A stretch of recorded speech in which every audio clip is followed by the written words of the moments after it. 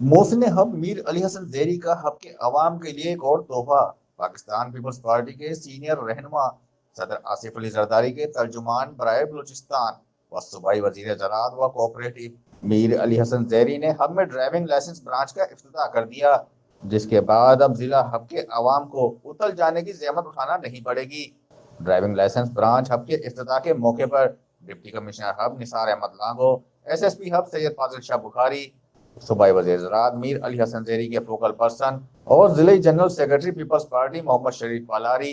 Balochistan fisherman cooperative society के chairman Mir Ali Akbar Zehri, chairman जिला council Hub Javed Jamali, vice chairman Kamal Khan Mohammad Hasni, municipal corporation Hub के chairman Wadera Babu Faiz Mohammad Sheikh, vice chairman Haji Mohammad Azeem Saiya, chairman municipal committee Gadani Wadera Jan Sher Baloch, Mir Ali Nawaz Zehri, Ghulam Hussain Korai, Bashir Ahmed Wado, Jani Chandar, दिलबर जमाली, असद जमाली, मुनव्वर अली खास खेली,